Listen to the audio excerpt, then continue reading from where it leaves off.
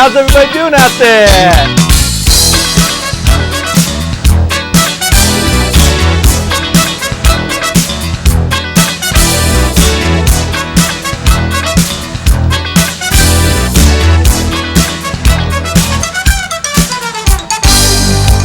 AP Calculus! You know, it's another Thursday afternoon, and if you've noticed, none of the Thursday afternoons are bright sunny days. That's because God wants you to be watching calculus on Thursday afternoons. You know, actually, I don't know if I'm allowed to say that now that I think about it. Well, the fact is, something is pushing you toward the TV on Thursday afternoons to watch the show. Will you edit that out if like it's illegal or something? Anyway, how we doing out there? How many days left do we have today? Be calculus exam! 4 weeks from today. Man, 4 weeks. 4 weeks from today, it is all over. Your hard work will be successful because you, the calculus student, will have aced that test. And we have our first caller, Miss Ann Eckenrod from Molina. Hey! Hey, Ann, we got your picture. Oh, cool. 4 weeks from today. Ann, are you excited? Yeah. You are excited? I guess. Good. Are you, you think you're going to do well? Yeah, I know you're going to give me a hard problem. A hard problem it is. So bring it on. Bring on the hard problem. Okay, let that be the function with F1. Okay, already we know that 1/4 is a point. So put that down. And you know, this is a pretty hard problem. So, and we got Butters on the line next. Okay. So, okay. Butters said that you... And since the slope is that little function there. Yeah. Okay, you set dy dx equal to that. You know, Ann, you are an excellent math student. You know that? And then you plug in your you can either plug in your variables or separate and integrate. Which one first? What do we do first? Plug it in. Hey, that's my song. No, that's mine. Okay. Plug it in. But you know what? Plug in the 1 for x and the 4 for y. Well, what would that get us? That would be the slope of the line. Okay, so we plug in 1 for x, 4 over... Have you seen this problem before? No. Well, how come you're doing it so quickly? Miss Brzezinski's helping. Miss Brzezinski? Kinda. I heard she tied. Can you believe it? Yeah, she did. You know, I think it was fixed. Yeah, it probably was. Okay, what do we do now? Okay, now you got the slope. You want to separate the variables and integrate. That part is my own. Okay, so we got 2y dy is equal 3x squared plus 1 dx, right? Right, integrate both sides. So what do we get here? You bump it up so you get y squared equals... Bump it up and divide, baby! Bump it up and divide! Yeah, bumping, and then you get x cubed plus x plus c. Okay, good. Now what do we do? Now you plug in the 1 and the 4. Plug it in. So c is equal 14. Yeah. So we got y squared is equal to x cubed plus x plus 14. And then you want to square root this. No, plug in your 1 for x to find the y coordinate. Okay. I thought we know the y coordinate. And so y squared would equal 6.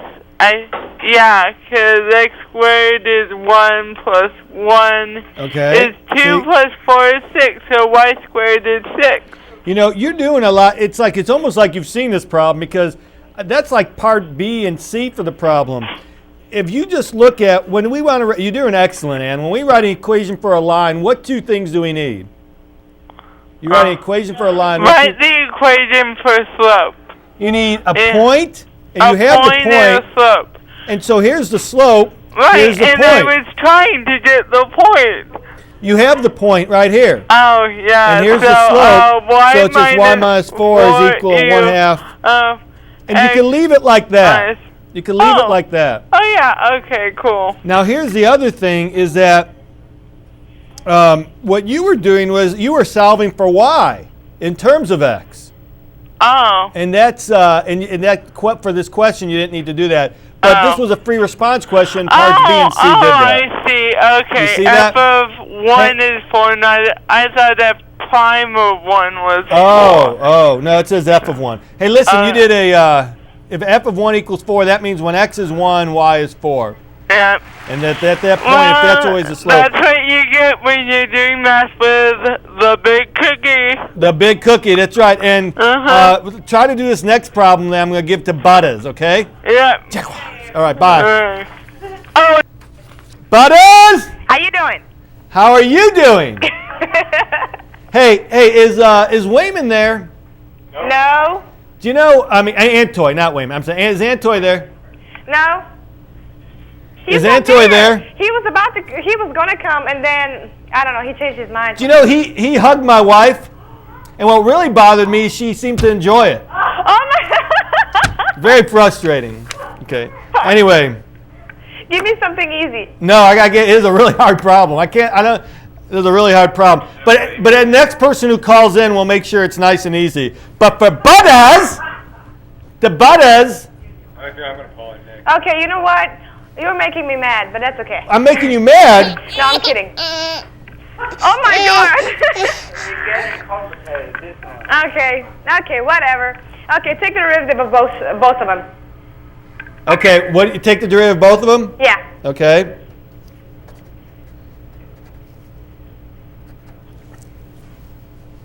What is that? E minus 2x? C C. minus 2x. Okay. What do we do from there? Now plug in 1. Why? Oh, well, set them equal to each other and then plug in 1. Why? Because the slope is the same for both of them, since they're tangent to each other. The slope is going to be the same. Wow. If they're tangent to each other, the slope at that point is exactly the same, and that point is 1. So if you set them equal to each other, when x is 1, you get 2 plus a is equal to c minus 2. These are hard problems. Okay, what do we do now? Uh-oh. Okay, add 2 to both sides, so just add c equals to something. How about, you just get like c is equal to 4 plus a. Okay, what do we do now? Now let's plug in the top, the original equation, let's plug in 1 and 0 in the first one and see what we get. Well, would you tell me what we get? Okay, well, plug in 1 into the first equation, so you get 1 plus a plus b equals to 0. Okay. Because this point is on that curve, right? Right. Okay, what's next? Do it for the other one, too. Okay. Yeah, we have 3 equations and 3 unknowns. So, okay, which one is easy? We can find c. C is 1. C is equal to 1, right? Okay, so if C is equal to 1, then what is A equal? A is equal to negative 3. A is equal to negative 3. So if A is negative 3 over there, y minus 3 is negative 2 plus b, so b is 2. Butters! Smooth, cuts like margarine. Hey, Butters? Yeah? To recap, what you did was, we go back to this, you plugged in 1, 0 as a point on each of these curves, so you get these two things, and if they're tangent to each other, that means the slopes at x equals 1 are equal to each other, right? Butters? Yeah, you're always trying to trick me, right? Just wait for the next problem, Butters. Okay, I'll call him today again. Bring it on, Butters, bring it on, come on! Hey, great job. We'll see you later. Who's next? Hello. Hi, Christine App. Where were you last Saturday? Last Saturday? Oh, I was at a pageant. I was in a pageant last weekend. A pageant? What type of pageant? Like a beauty Wow. beauty pageant. How come we don't? There's some callers want to know why we don't have a picture. I forgot to send it in. So that's pretty impressive. Thanks. What type of problem do you want? Volume. Volume. That's what we're waiting for. I'm glad that we have permission this week. Miss Arthur, be nice, Miss Arthur. You be nice. You be nice. How about let R be the region bounded by how about y equals x squared plus 1 and x equals 2 and the y-axis. Find the volume if R is rotated about the x-axis. Come on, Christy Knapp. Did you win the beauty pageant? I made top 10. Wow. Yeah. A beauty. Wow. And where the phone lines are being flooded. They want to see pictures. Okay. Congratulations, bud. Thank you. Okay. It'll be pi, and you integrate from 0 to 2. Is this discs or washers? How do you know? They're discs. Why? Because you're rotating it. Well, so you can rotate it and have washers. Oh, and there's no hole. There's no hole. And you know why there's no hole? Because x squared plus 1 looks like this. X equals 2 looks like that. Uh-huh. I probably should have said x-axis too. And if you rotate this region about the, whatchamacallit, the x-axis, you have no hole, right? Yep. So what's the formula if there's no hole? Pi, you integrate y squared. R squared? R squared. R squared, and in this case, it would just be y squared, right? Yeah. Because this height is y, and that's what this whole thing is, the radius. So the radius is just the whole thing's diameter. So r would just be the radius. So it's how would I do it? Okay. It's from 0 to 2. X squared plus 1, all that squared. Okay. Now, how do I integrate that without a calculator? You need to FOIL it. Very good. Very good. Okay, and how would you do that? It'll be x to the 4th plus 2x squared plus 1. And then from there you integrate, which is pretty easy, right? Yep. And plug in 2, plug in 0. Hey, Christy Knapp. Brains and a beauty pageant top 10 here. I'll tell you, that's a pretty formidable combination. Thanks. No, thank you. You gonna come on April 28th to the session, or do you have another pageant? I have a competition actually that weekend. What type of competition? DECA. Nationals. What? DECA. DECA. Yeah. Wow. All right, fine. Just forget about calculus. Don't worry about it. Okay, just push it aside. I'll be there at the last one. Okay, sounds good. Hey, great job calling again. All right, thank you. Hey, New, where you been, New? Around, you just didn't know it. Around, but I just didn't know it. Mm-hmm. You want to see your picture? No, that's okay. Everybody's seeing it. No, that's okay. No. New. I don't want to see it. What do you mean you don't want to see it? It's not a good one. Here we go. It's New. Don't embarrass me. I'm not embarrassing you. That's your picture. It's a nice picture. So how have you been? Fine. Thanks for asking. How have you been? Great. Great. What type of problem do you want? What do you have for Somebody's me? pictures. What's that? What do you have? Well, I have anything. I'm a veritable cornucopia of calculus. I have no idea if that makes any sense. I have about copious. I have it too, so Copious you can give it to me. calculus problems. You know what copious means? No. Abundant. So what type of problems do you want? What type of problem do you want? Into. Oh, I'm just giving you a problem. We got. Anything is fine. Okay, I'm going to give you a problem here. No pressure here, but you want a hard problem or an easy problem? You know, I think that you said you wanted a related rate problem, right? Okay, that's fine. Okay. Wow, New says bring it on. Come on, bring it out. You know. Okay, here you go, New.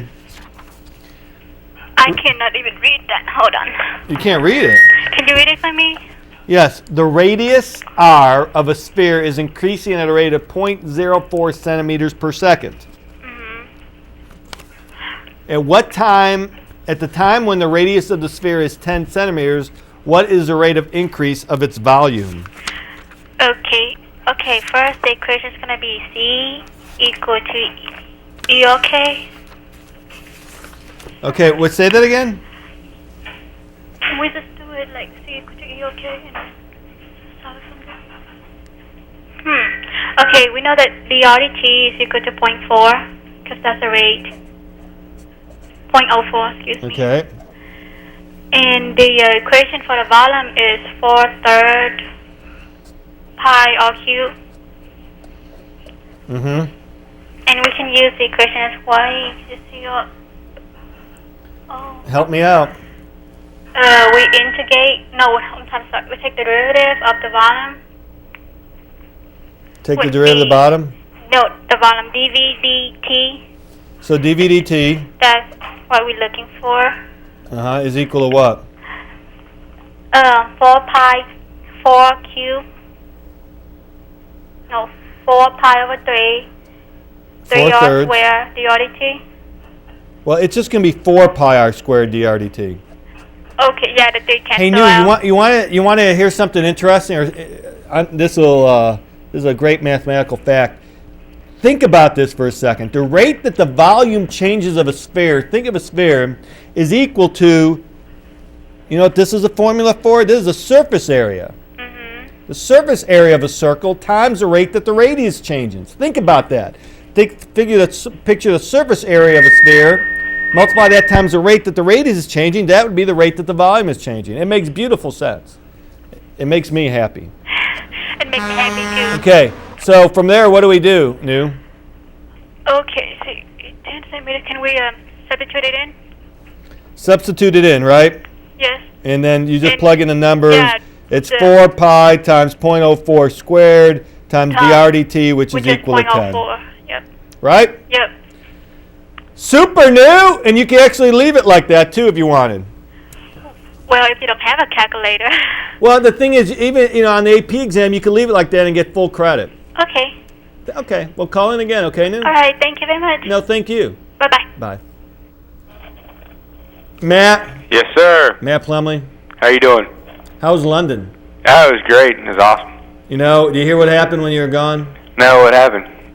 We'll have to talk here. Okay. You know, you leave the country. Actually, I think I did hear what You happened. leave the country, and you know your women just don't wait for you when you leave the country. See, I'm heartbroken now. I bought a tux and everything, man. Well, the thing is, it's save that tux because you know Ashley, one of the Ashley Squareds is you know waiting for that tux. Yeah, I know. Hey Matthew, Yes, sir. here's a good problem for you. Okay. Yeah, that doesn't look pretty, does it? No. Okay, you. If I had my book, I could just look in the front of it for the. What do you think? What do you think that this formula? If I'll tell you, I'm going to give you a hint here. Oops. It's only because you're Matt Plumley and you're heartbroken. The integral of cosecant cotangent. By the way, it had nothing to do with you. It had to do with nothing to do with it. Anyway, do you know what this answer is? Do you remember this formula? See if anybody in the room beside Miss Harmon remembers that formula. There's no way I. Anybody other than Miss Harmon? Mr. Graham's in here too. He might remember it. Mr. Graham. He said yes. He knows it. Okay. Well, but anybody except Miss Harmon or Mr. Graham. B, do you know it? Butters. I don't think even Butters knows it. Okay. She The doesn't know answer, it. I think, and I think it's negative cosecant, isn't it? Isn't that negative cosecant? That looks right. I guess. Is that? Ask Mr. Graham if that's right. Is that right, Mr. Graham? He said he doesn't know. Ask Miss Harmon if it's right. Miss Harmon, is that right? She doesn't know either. Hey, See, she's pulling out the book now. Hey, wait a minute. Hold on for a second. Is Delva? Can we put both callers on at the same time? What? I'm talking to the producer. You can switch it to sines and cosines. We have Annalisa from Brian Adams next, and we're trying to get both. But yeah, you know how you. No, we can't do that. We don't have the technology. But you know how can we check this answer, Matt? Because I'm going to be really honest with you. I actually checked this answer. I wasn't 100% sure if this is right. Okay. How do we know if the integral of cosecant cotangent is equal to that? How do we know if we're right? I have no idea, but you take the derivative. Take the derivative. Yes. Okay, now what is instead of cosecant, what else can you write beside cosecant? 1 over sine. Right, so this is the same thing as this. Now, would you be able to take the derivative of this? I think so. You can rewrite this to be this. To the negative 1. And so when you take the derivative, you get sine of x times the derivative of what's in sine of x to the negative 2 Chain. times the derivative of what's inside, which is cosine x. Yep. So what you have is cosine x over sine x squared. You forgot the negative. No, well, I canceled out. Oh, come on, B. Okay? So this is now cosine x over sine x times 1 over sine x, which is cotangent cosecant. So therefore, if the derivative of 1 over sine x is equal to cotangent cosecant, the integral of cotangent cosecant is equal to negative 1 over sine x, which is negative cosecant x, so we know we're right! Mm-hmm. But we're still not done with the answer. What is the answer? I want you to, without doing anything, what's the answer to this problem? What's that? You need to chain out the pi. You need pi in front of the dx and out in front of the 1 over pi. So what's the final? I want the final answer to this problem. 1 over pi cosecant pi of pi x, negative. Is that Excellent, right? excellent. Good Right. deal. So make Plus sure. C, yeah. I seriously doubt that something like this, that they put this on, but they might put this on, and that'd be a shame because all it is memorizing a formula. But the reason I did this, Matthew, is because if you forget, like I did, take the derivative in terms of cosine and sine, and know your trig stuff, and you're able to find out, if you're right or not. Yeah, I always just try to make it easier by putting the 1 over the sine and all that. Yeah, and that way, if you forget during the exam, you could still check to see if you're right. Mm-hmm. Okay? Alrighty. Hey, good job. Are you going to put both of our pictures up again? Did I do that last? Did you see that when I did that? No, I was out of town. Okay, I'll do that here. All right. All right, Annalisa, thanks, Matt. Annalisa? All right, What? What do you mean what? Do you see you broke the man's heart. Does that wait? Hold on. Let's go back. Does that say? No, stop. You know what? At first I thought that says M-A-T-H, but I realized it says M-A-T-T. Get it? No, Matt. that was funny. Okay. Anyway, I didn't Annalisa. get it at all. Annalisa, I was once a teenage boy. Congratulations. Congratulations. And it's definitely, you think being a girl is tough, but I'll tell you. Okay. Anyway, what is that sound? They think you're cuckoo. Who's cuckoo? You. Me? Okay. Hey, just for that, I'm gonna give you an easy problem. Good. So what's going on? How you doing? Fine. What are you gonna do for Easter? Go to my I look for a grandparents. problem. What's that? Go to my grandparents' house. Go to your grandparents' house? And pass out pamphlets. Is that your grandparents? Now did Miss Arthur used to babysit your grandparents? No. Do you know whose birthday is Sunday? What? Do you know whose birthday is Sunday? Miss Arthur's. Sure is. She's going to be 28. Thank you. Okay. Anyway, let's try this problem. This is a good problem to make sure that you know how to do.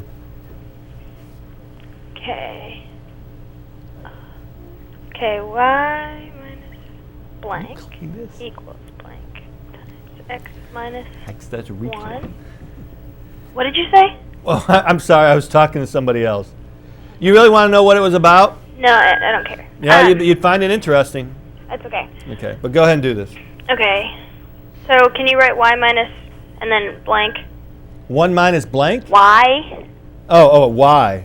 Y minus blank. Equals blank minus, my blank times 1 minus x minus 1. Yeah, but it's Okay. not sure. I wrote what Okay. you told me to write. So plug one in for your, like, where you have x in your f of x. Plug You in plug one. in 1 for x, Yeah.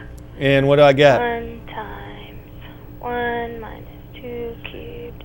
So that's negative 1 cubed, so negative 1? Negative 1 times 1, so it's negative 1, right? Right. So it's y minus, or y plus 1. So the point is 1 negative 1, so therefore this blank is plus 1. So we got y plus 1 is equal to something times x minus 1. How do we find that something? Derive the f of x. Is what? Derive the f of x. Derive the f of x. Yes. And it's a product. Very good. Yeah, very good, Annalisa. Thanks. So, hold on. Times 1 minus 2x cubed. So, first, which is x, times derivative of the second. And, What's the derivative of the second?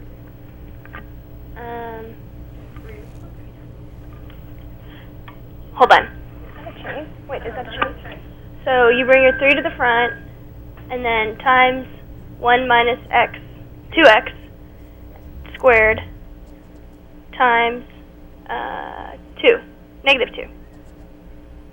And then you close your little bracket. Times second, or plus second, and that's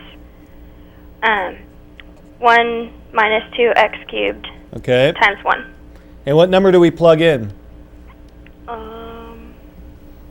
1. So we got 1 times 3 times negative 1 squared is 1 times negative 2, which is negative 6, plus when you plug 1 into here, you get negative 1 cubed is negative 1. So therefore, the answer for the slope at that point is negative 7. Yep. So y plus 1 equals negative 7 times x plus 1. Very exciting. You know, I don't have a bell this week. That's too bad. You know, but I'll do one for you anyway. Ding! Thanks, Mr. Fly. Hey, why you sound so down? No reason. What's that? No reason? Are you sad that it's Miss Arthur's birthday? No, I'm happy. Okay. Annalisa, it was good seeing you last Saturday. It's good to see you too. Found the bell. Thanks. Okay, call in again. Okay. Bye. Bye.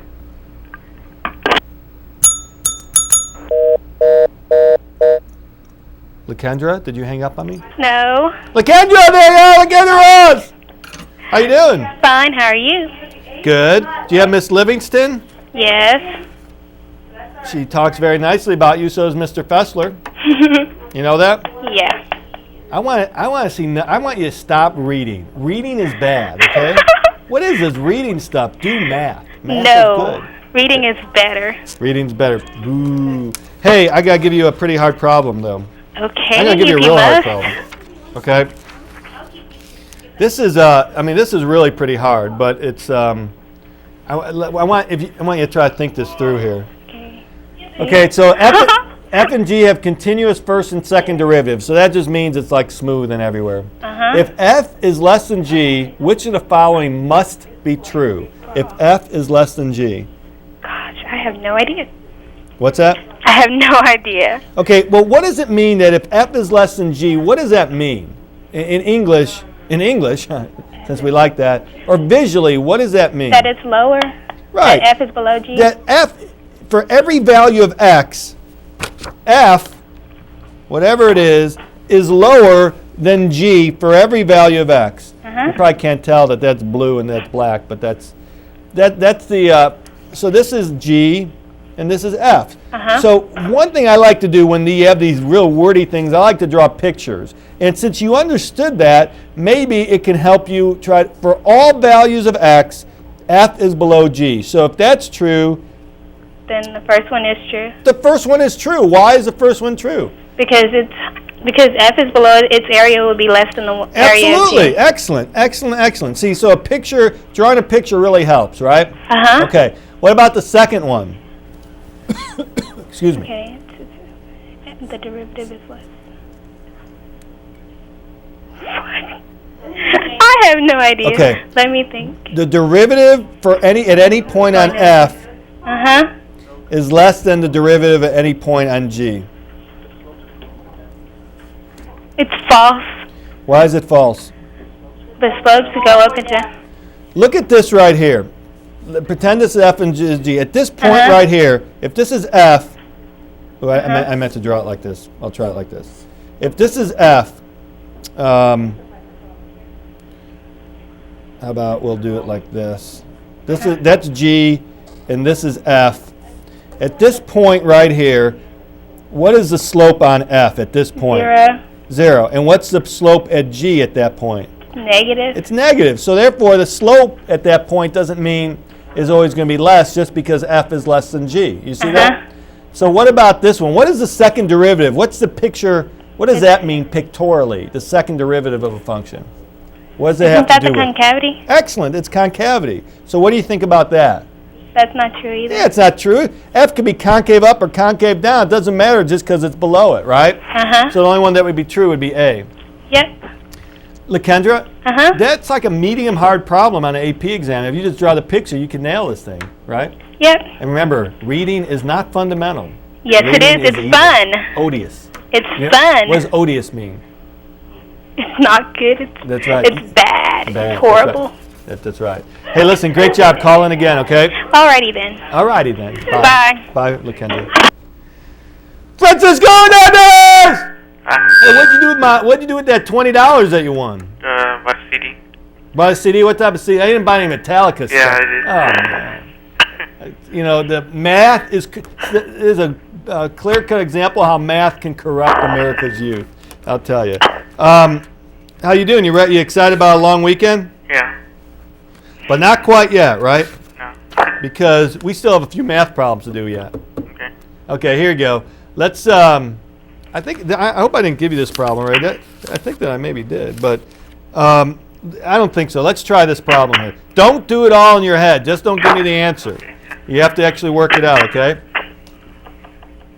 The great Francisco. Hey, Justin Lowry is the one who won the $10 last week. Oh, yeah. I forgot to answer. Okay, tell me what to do. This is the acceleration. I want you to write an equation for the position. Integrate it Integrate. to find velocity. Okay, talk a little louder and have trouble hearing, please. Integrate. So what's the integral of 5 over t squared? Okay, that's 5 times e to the negative 2. It's 5t to the negative 2, and then what do we do from there? Increase the power by 1. So what's the answer? Negative 5 over t. Negative 5 over t. Plus c. So what do we do from there?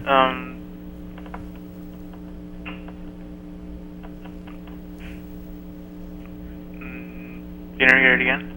What's that? Integrate it again. Well, what's the one thing that you forgot here? The plus c. Plus c, right. You forgot plus c.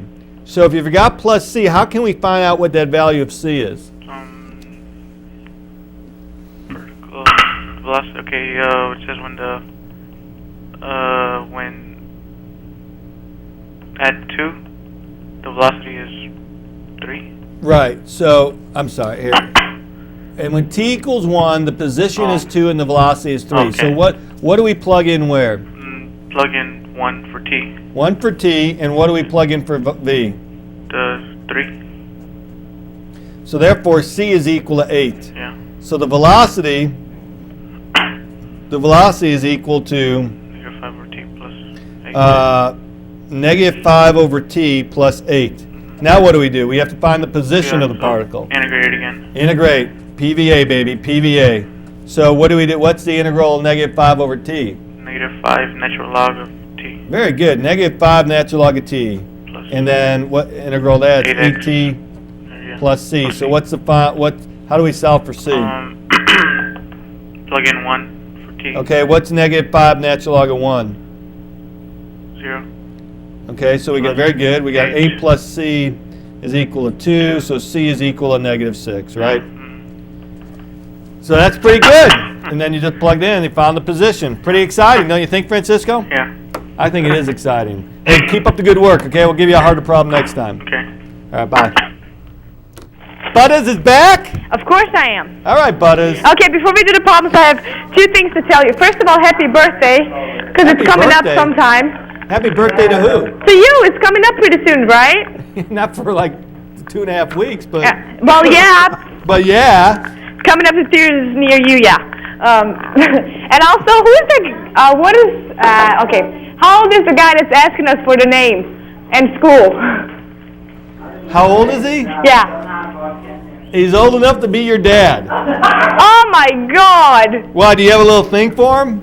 No, he just sounds good. Delbert, is it Homer? Who's Michael? Michael, you know what? How old is he? Tell me, come on. You know what? Can we have Michael? Michael, can someone else answer the phone? And Michael, can you come out and peek your head in for Butters so they could see who's answering the phone? Come on, Michael! Man, what a chicken! What a chicken! He doesn't want to come out. Okay, he's coming. Hey, Butters. Huh? For you, here he comes. There are like 20 He's people gonna come in. anyway. This is answers the phone. Wait a minute. I thought Michael's answering the phone. This is who answers the phone for you. Butters, you have a little thing for him, Butters? No. He just sounds good. Tell him he has a nice voice. What are you guys? This is, what are our sponsors gonna think? Well, we don't have any sponsors like that. Okay. So that's all right. Anything else you want to know? The first guy, Michael's, he didn't come out, but the second guy is the one who's produces it, and he's the one who's like, when I make funny faces, he doesn't put me on. But anyway, what? Hey, I got a good question for you. Oh, okay. This is which of these functions? I like this question. Nah. Which of these functions is concave up for all x? Which of these functions is concave up for all x? Which of these three? It could be all three, it could be none, or it could be one. The first one is not. Well, how do you know that? Because I know the graph of it. It's concave down. Wow. All the way. But how can you prove it's concave down? Take the two derivatives. What's it? Very good, Butters. There's no stopping Butters. First one is going to be 1 over x. The second one is going to be x to the 1/2. The only thing that can stop Butters is a microwave. That's actually sort of funny, isn't it? Get it? Second derivative is -1 over x squared. So therefore, it's always concave down, right? Yeah. The second derivative is always negative. Always going to be negative. Okay, what about this one? I don't think that one's. It has two sides to it, so it's not all the way. What? Well, 1 over x. If one of them is concave up, then the other one is concave down. So. Oh, you think so, do you? Okay, so what do you think? I know so. Okay, well, how can we prove it? Take two derivatives, What's like the first one. Okay, you don't have to get nasty about it. It's a 1 over x squared. Okay, and what's the second derivative? That's negative x. That's x to the negative -2. So it's -2 over x cubed. Which is equal to -2 2 over x cubed. Well, is that always? That's negative, isn't it? What about that? But not always. It can Not be always. positive. When it's greater than 0. That's why I told you. It I can know be. you told me. I understand. I didn't expect you to visualize the graph. All right, hotshot. What about this one, superstar? Okay. That's e to the x is the first derivative, right? E to the what? E to the x. E to the what? E to the negative x. Sorry. Okay. Yeah. And then the next one is negative e to the x, negative x again. So now, what do we know about that? Is that positive or negative or varies or what? Well, e to the some number is always going to be positive, but since the negative sign is right there, so it's going to be a negative. That's right. So, are you sure it's always going to be negative? Let me see. No, don't graph it. No, I don't have a calculator. I don't even have a pen. I think she's cheating. Why would I be cheating? I'm just kidding. Just kidding. Oh, actually, wait. It might be. What's that? Let's do e to the -1. That'd be -1 over e to e. Isn't it? Is that one going to be positive? You tell me. You're the butter. Let's plug in some numbers. Let's plug in 2.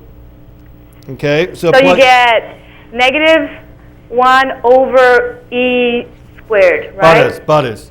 So that's going to be a negative number. Your first instinct was right. E to the what is always going to be what? Positive. It doesn't matter. E to any number is going to be positive, because if you take a number which is like close to 3 and raise it to anything, even if it's like -2, it just makes it 1/9. It's always going to be positive, so right. it means it'll always be negative. Right, Butters? So I was right. Well, you're right, but then you lost some confidence there, Butters. Nah. What was that? Hey, Butters?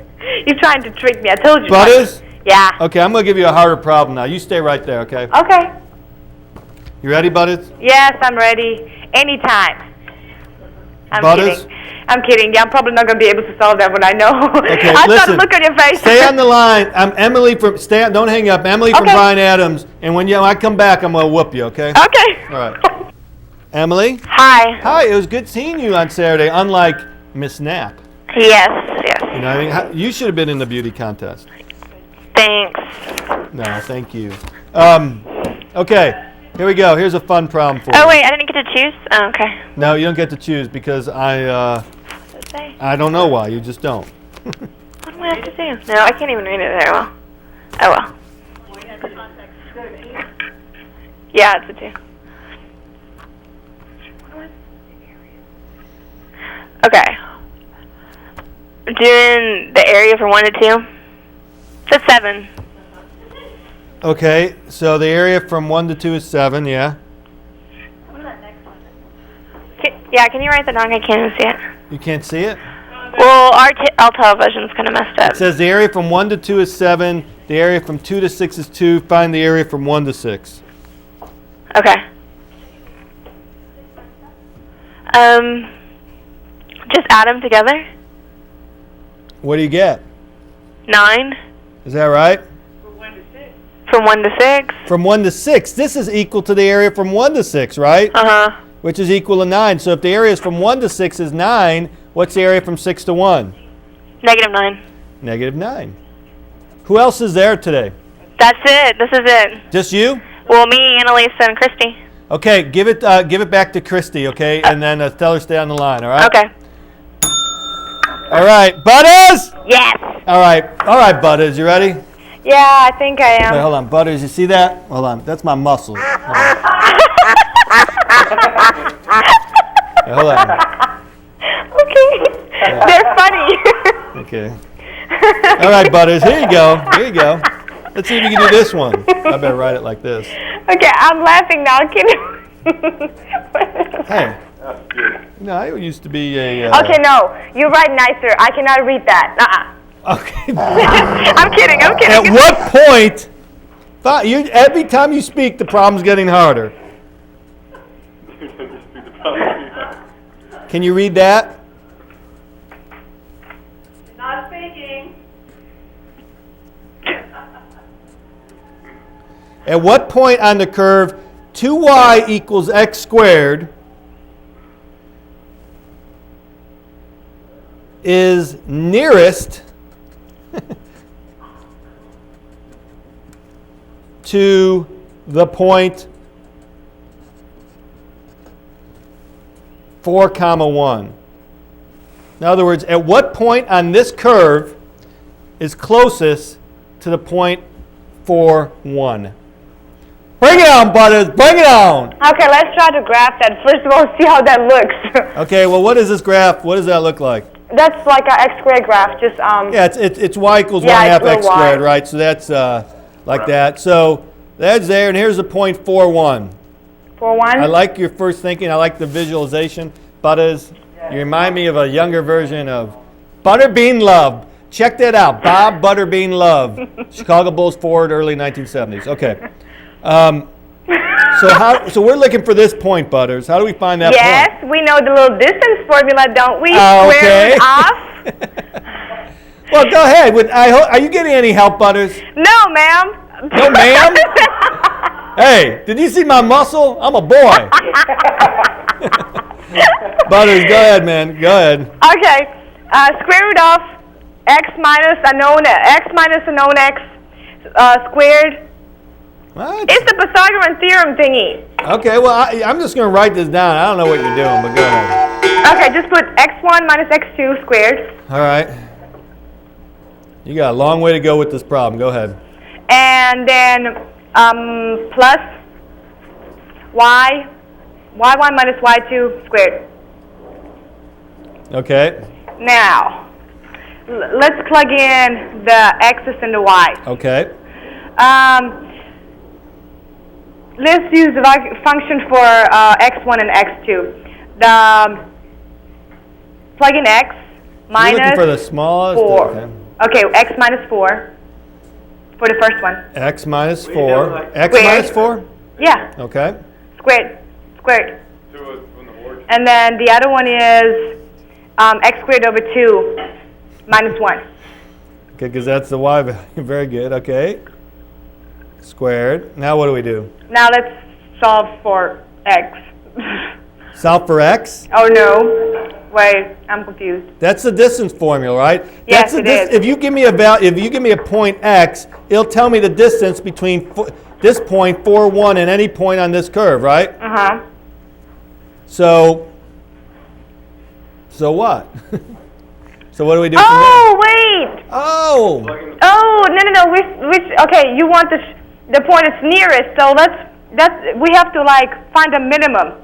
Find the minimum. How do you find the minimum? Oh my God, take the derivative. Oh, yeah. That's going to be ugly. Oh, boy. Okay. So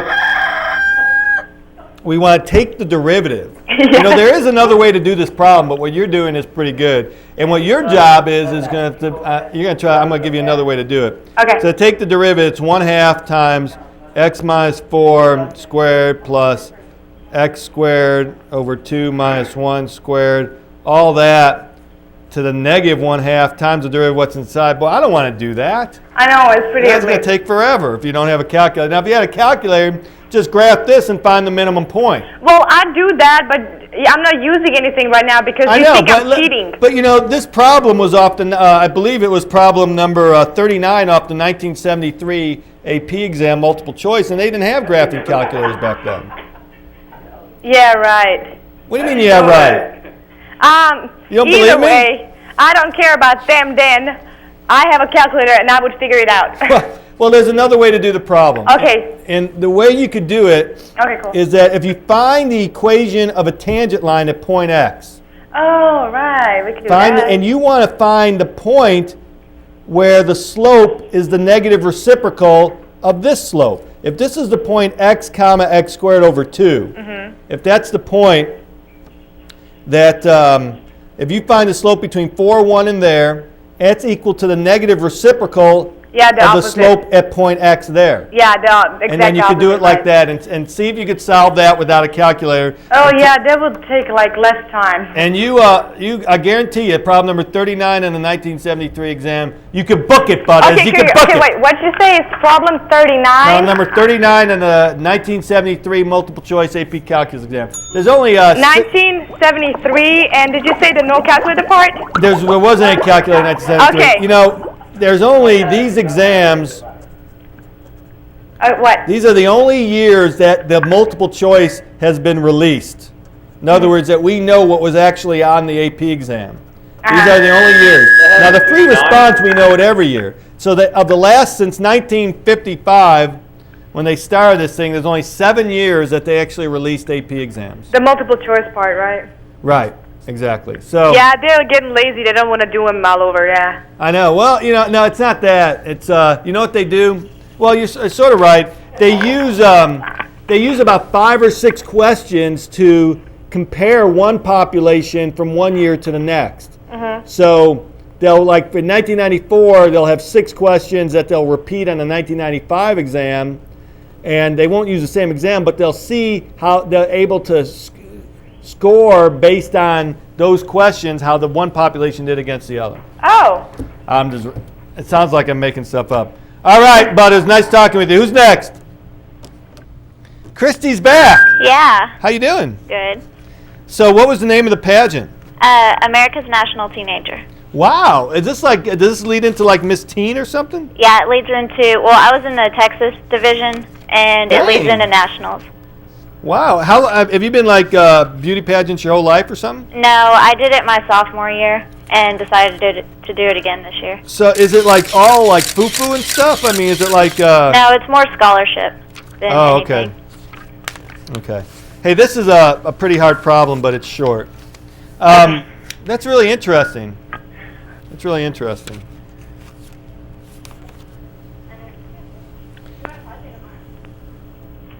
Limit as x approaches 2 from the left. Let's think about this for a second. Pretty hard problem.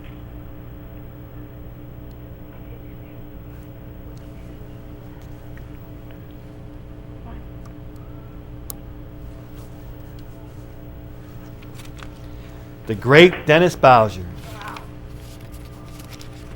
my old neighbor.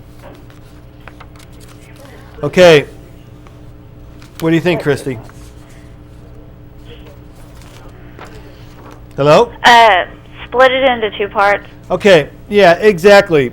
When you have absolute values, you can rewrite this. When x is greater than 2, this thing right here, when x is greater than 2, this is equal to 1. So for x greater than 2, this thing is equal to 1. Because think about it, if you plug in 5, the absolute value of 5 minus 2 is the same thing as 5 minus 2. If x is greater than 2, inside here is positive, so you don't even need it. Absolute values are superfluous. Yeah. And if x is less than 2, then if x is less than 2, then inside here is negative. And this makes it a positive. So, to make a negative positive, you can multiply it by negative 1. So, in other words, this is negative 1 for x less than 2. Think about it. And if you don't like that, you could plug in numbers. If you plug in like 0, you get 2 over negative 2. If you plug in negative 1, you get 3 over negative 3. You'll see each time. So this graph actually looks like this. For greater than 2, it's 1. For less than 2. So the graph looks like this. Yeah. These are straight lines. So what would be the answer to the question is approaching 2 from the left? Approaching 2 from the left. As x approaches 2 from the left, what would be the...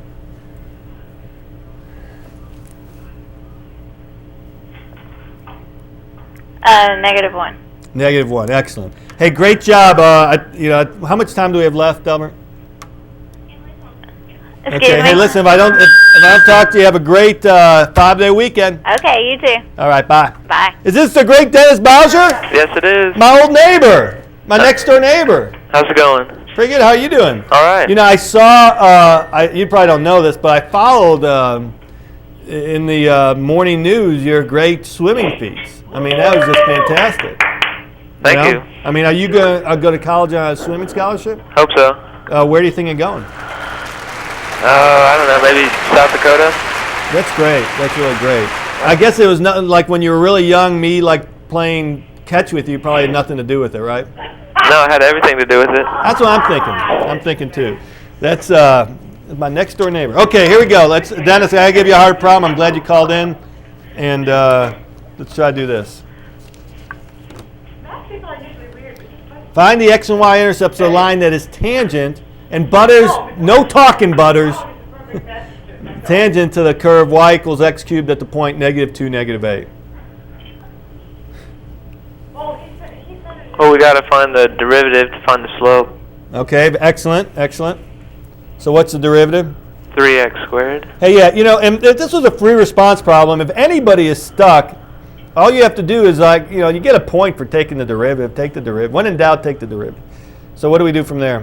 Plug in -2. Plug in -2. And so what does that tell us? That the slope is 12. At x equals -2, the slope is equal to 12, okay? So it would be y plus 8 for the equation of the tangent line. Okay. Equals 12 x plus 2. Times x plus 2. Okay, excellent, Dennis, excellent.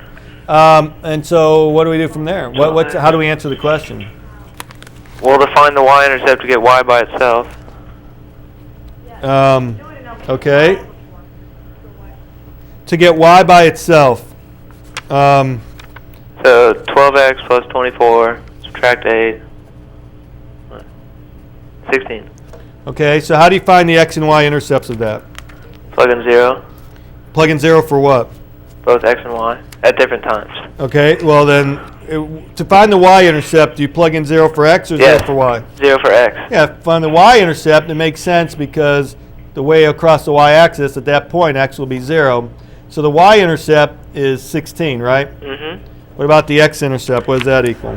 Set the equation equal to 0. So you set the whole thing, you set 0 equal to y, so you got 12x plus 16. So Subtract 16, negative 16 is equal to 12x. X is equal to negative 4/3, right? Yes. Right? Mm-hmm. Pretty easy. Okay, here, let's try this one. Let's try this one while you're here.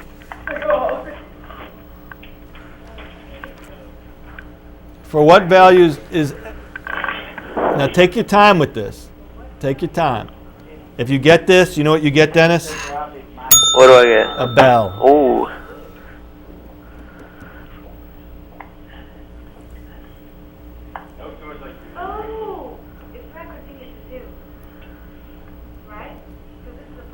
Well, we can first plug in 2 to find out if the two equations are equal. Excellent. And so, are they equal? No. No, they're not. So what does that mean? That it's not continuous at 2. It's not continuous too because the limit from the left doesn't equal the limit from the right. Or I like what you did, plug them both in, see if it. That's excellent. So we know it's not continuous at 2. Mm-hmm. So what about, is it anywhere else? Are we okay with that?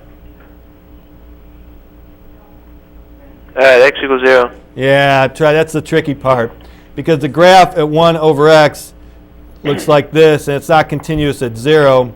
And even though it stops at 2, the other graph, negative 1/4 x, looks like that. But the point is, it's not continuous at 2 or not, and it's not continuous at 0. Okay, what about differentiability? Well, it's not going to be differentiable at x equals 0 and x equals 2. Anywhere else?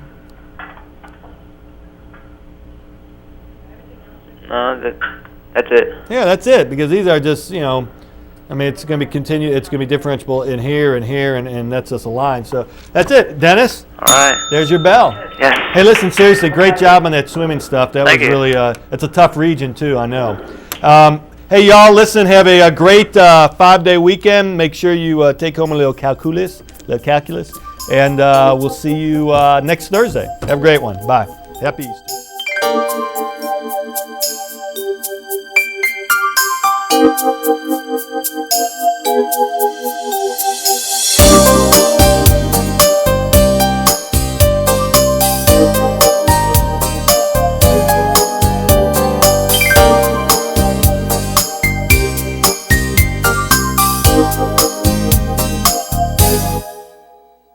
Звезды поднимаются выше, свет уже не сводит с ума.